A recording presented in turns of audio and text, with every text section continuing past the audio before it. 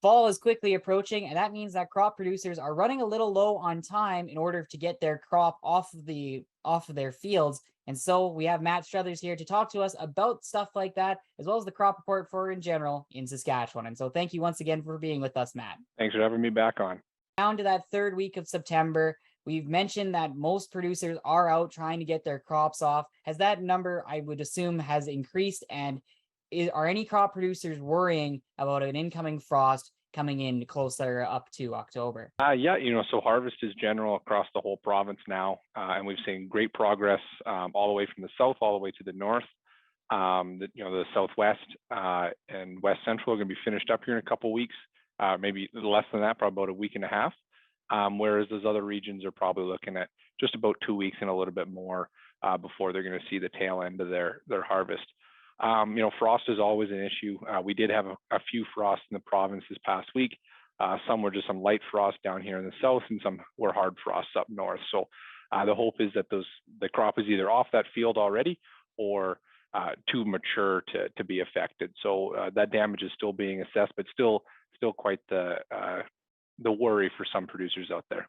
Most producers are now going to be definitely able to get into their crops right now, not really having to deal with mud, as that rain has slowed down mostly across the province.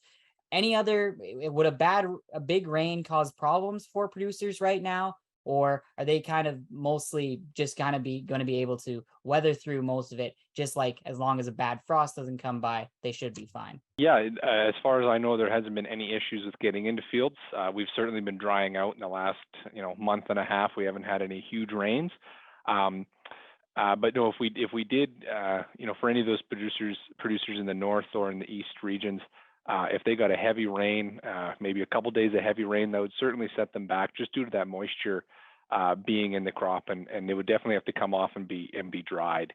But for those who have finished harvest, a good heavy rain would go a long ways to replenishing that soil moisture.